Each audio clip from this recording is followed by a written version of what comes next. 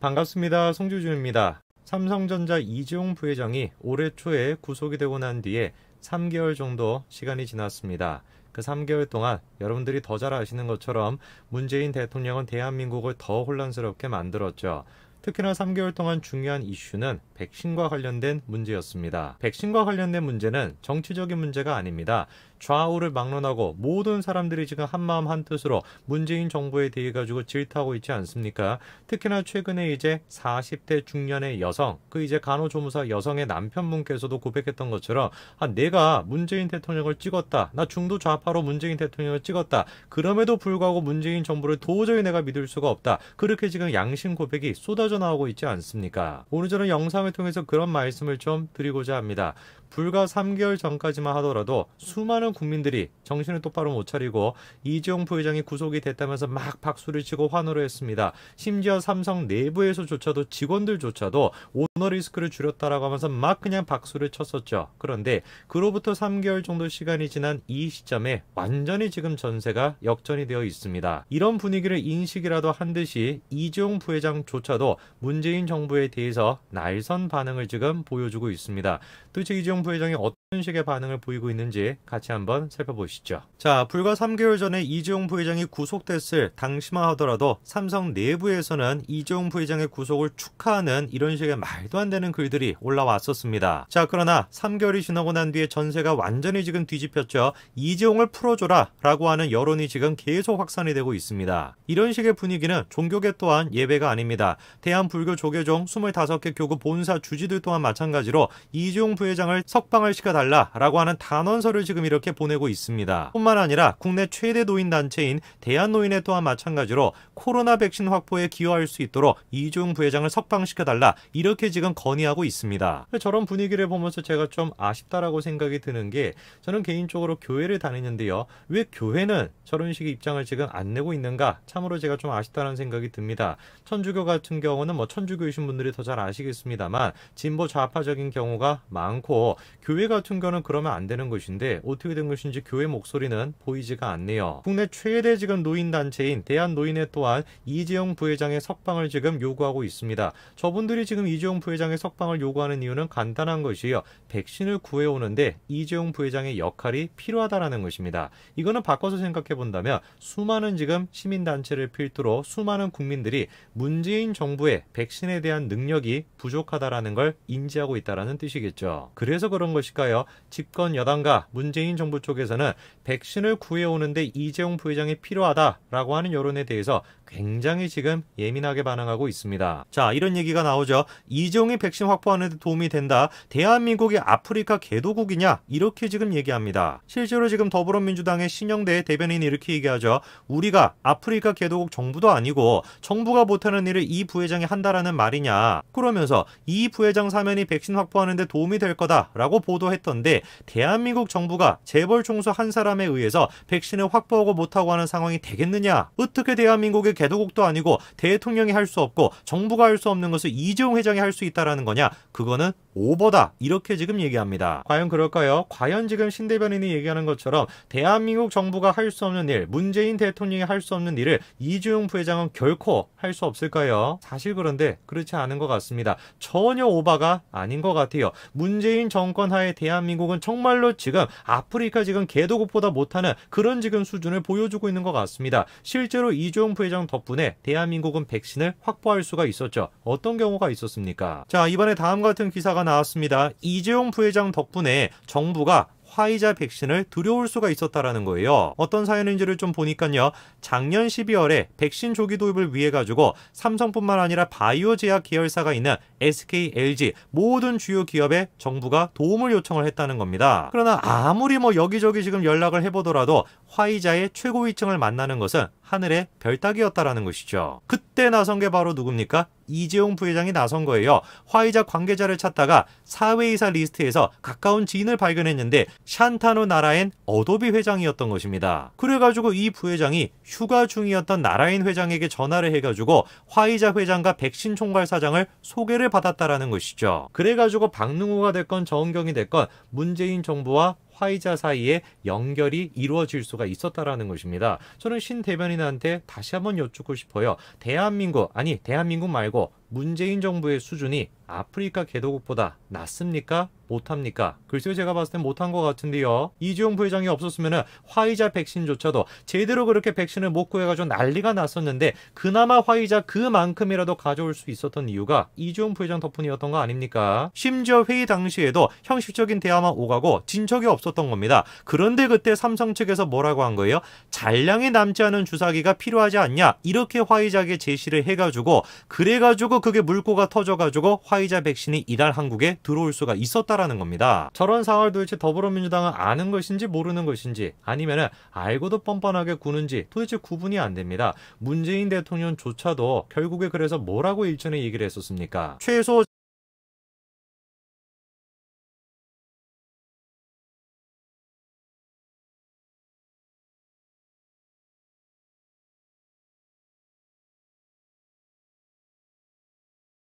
잔여형 백신 주사기 이것도 지금 뭐 문제가 되고 있는데요.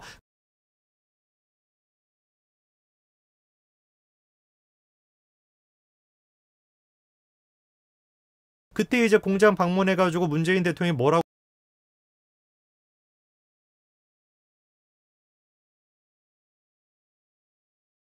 했습니까? 중소기업과 정부의 상생협력 결과다라고 하면서 삼성의 도움이 컸었다. 이렇게 자기가 고백을 했었죠. 저 때가 지금 어느 때냐? 이재용 부회장이 구속이 되고 한 달 정도 시간이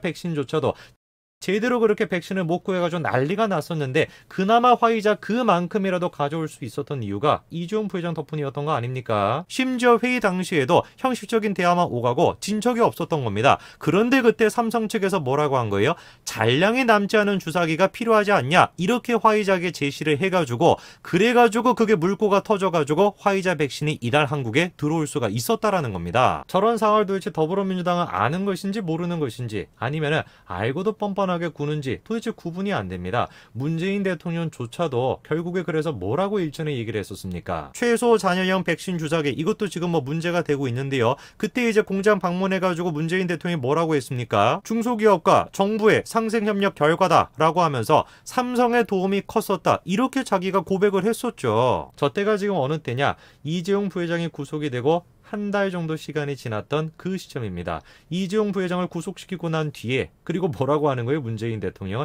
야 우리가 이런 식으로 뭔가 백신을 확보하고 그리고 이런 식으로 뭔가 주사기를 만들어낼 수 있었던 가장 강력한 이유가 삼성 덕분이었다. 그러고 있는 겁니다. 정신이 지금 나가 있는 집권 여당 더불어민주당을 제외하고 모든 지금 대한민국의 국민들 같은 경우는 뭐 진보 좌파 보수파 이런 거 다 떠나가지고 상식적인 수준에 있는 모든 국민들은 지금 한마음 한뜻으로 뭐라고 얘기하고 있습니까? 이재용 부회장 석방시켜라 이거예요. 빨리 석방을 시켜가지고 백신 구해올 수 있도록 그렇게 지금 해야 된다. 이게 지금 모든 국민들의 생각입니다. 왜? 실제로 그랬습니까? 실제로 화이자 백신을 이재용 부회장 덕분에 가져올 수가 있었으니까. 불과 3개월 만에 이재용 부회장에 대한 인식이 완전히 지금 바뀐 겁니다. 진보 좌파 보수파 이런 거 없어요. 모든 국민들이 지금 한마음 한뜻으로 이재용 부회장 석방시켜라 그렇게 얘기하고 있습니다.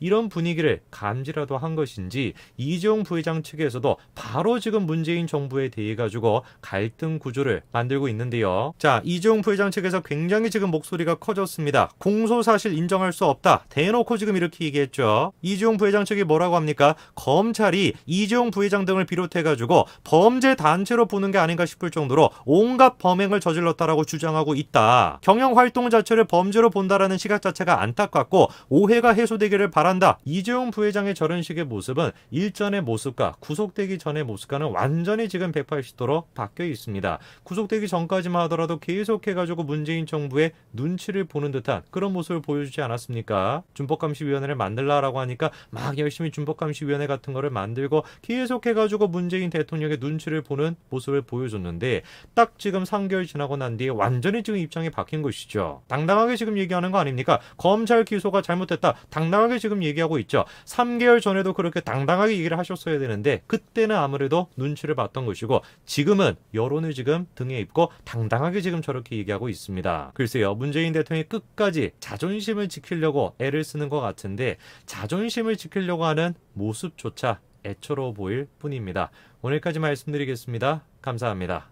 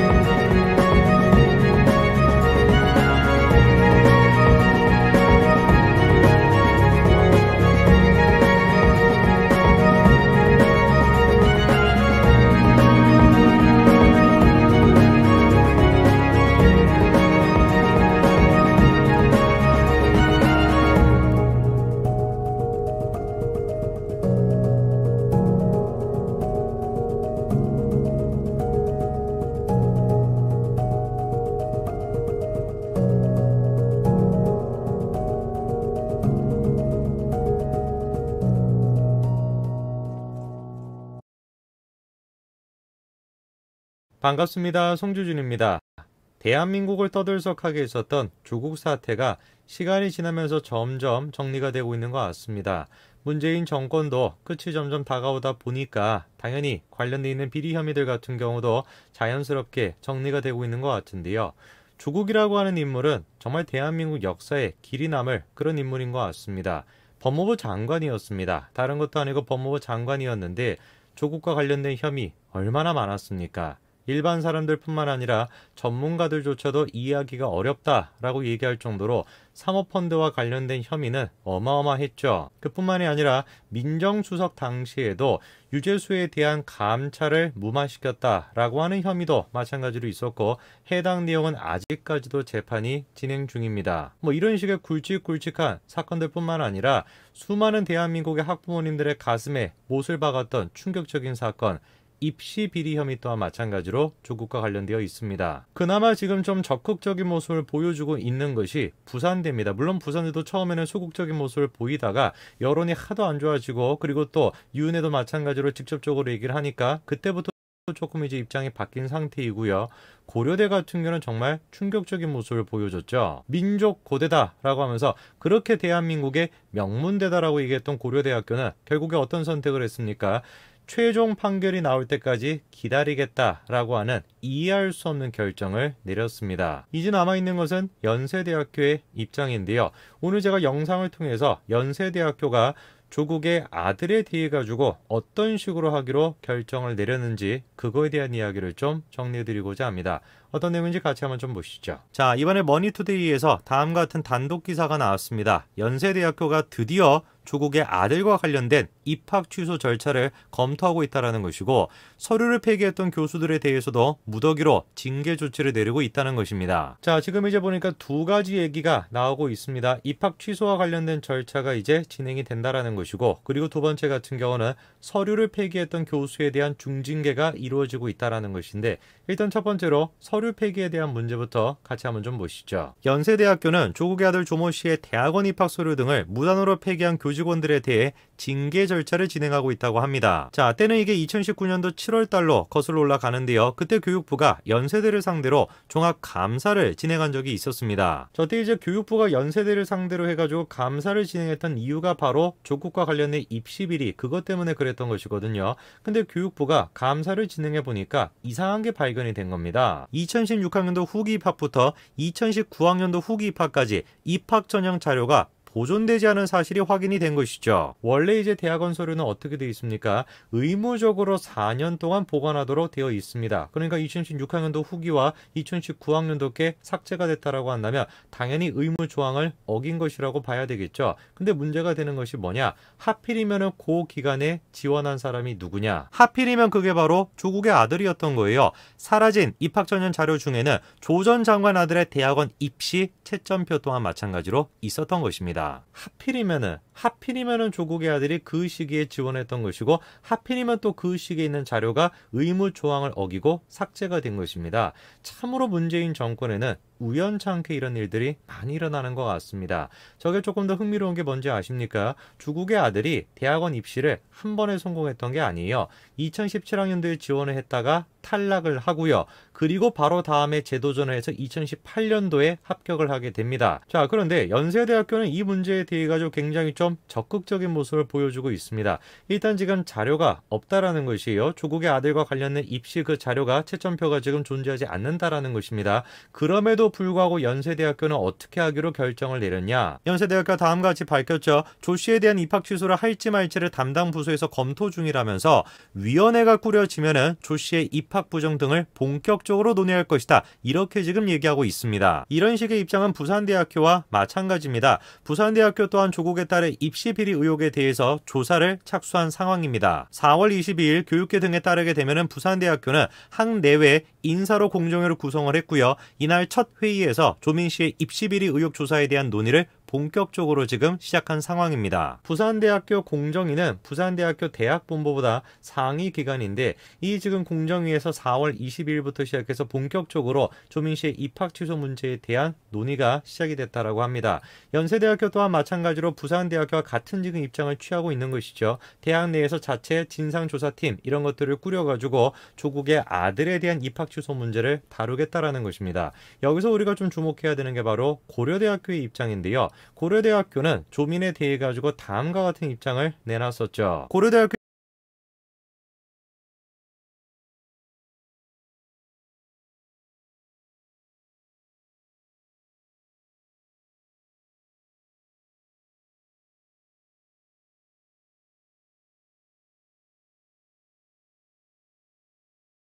고려대학교 입장은 이랬습니다.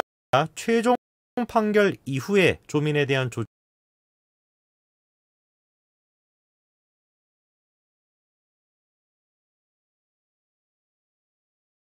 조치를 취하겠다라는 것이에요. 그러면서 그때 근거가 뭐였습니까? 조민과 관련돼 있는 입시 자료가 폐기가 됐기 때문이다 라고 얘기를 했는데요. 사실상 지금 저 답변 같은 경우는 부산대학교의 이전 답변과 똑같다라고 보시면 되는 것이죠. 그래도 에서 조민 씨의 입시비리 의혹 조사에 대한 논의를 본격적으로 지금 시작한 상황입니다. 부산대학교 공정위는 부산대학교 대학본부보다 상위 기관인데 이 지금 공정위에서 4월 22일부터 시작해서 본격적으로 조민 씨의 입학 취소 문제에 대한 논의가 시작이 됐다라고 합니다.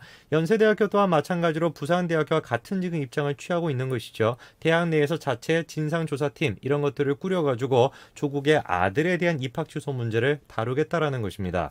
여기서 우리가 좀 주목해야 되는 게 바로 고려대학교의 입장인데요. 고려대학교는 조민에 대해 가지고 다음과 같은 입장을 내놨었죠. 고려대학교 입장은 이랬습니다. 최종 판결 이후에 조민에 대한 조치를 취하겠다라는 것이에요. 그러면서 그때 근거가 뭐였습니까? 조민과 관련돼 있는 입시 자료가 폐기가 됐기 때문이다 라고 얘기를 했는데요. 사실상 지금 저 답변 같은 경우는 부산대학교의 이전 답변과 똑같다라고 보시면 되는 것이죠. 그래도 부산대학교는 정신을 차리고 야 이래서는 안 되겠다. 우리가 그래도 명문대인데 우리 자체 진상조사팀을 통해 가지고 조민에 대해 가지고 결정을 하자라고 입장을 바꾼 상태인데 고려대학교만 아직까지 지금 옛날 모습을 보여주고 있는 것입니다. 입시 자료가 없어가지고 진상조사팀을 꾸릴 수가 없다라고 하는 게 고려대학교의 입장인데 그럼 질문이 드는 게 그거죠. 연세대학교는 어떻게 그러면 진상조사팀을 꾸린다라는 것일까요?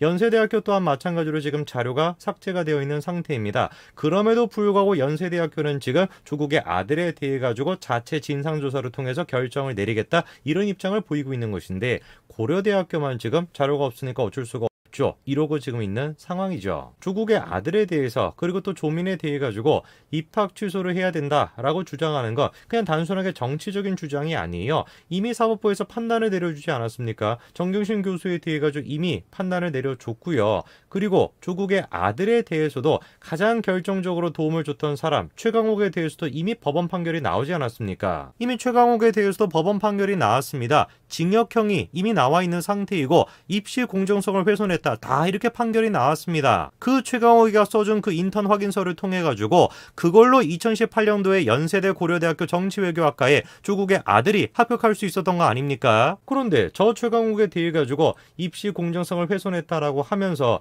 징역형이 나와 있는 상태라고 한다면 연세대학교가 볼 게 뭐가 있습니까?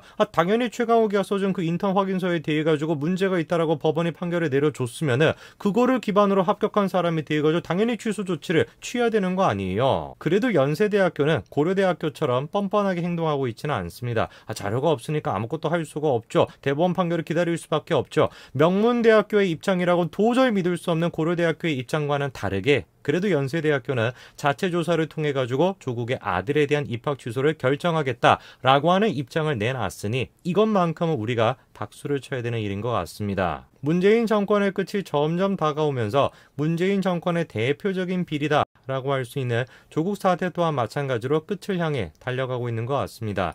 연세대학교와 부산대학교는 적극적으로 이 사태에 지금 매진하고 있는 것 같은데 어떻게 된 것인지 고려대학교만 소극적인 모습을 보여주고 있네요. 민족 고대다, 대한민국의 명문 중의 명문이다 라고 하는 고려대학교는 정말 양심을 갖고 정권의 눈치를 보지 말고 대학교의 명운을 지키시기 바랍니다. 오늘까지 말씀드리겠습니다. 감사합니다.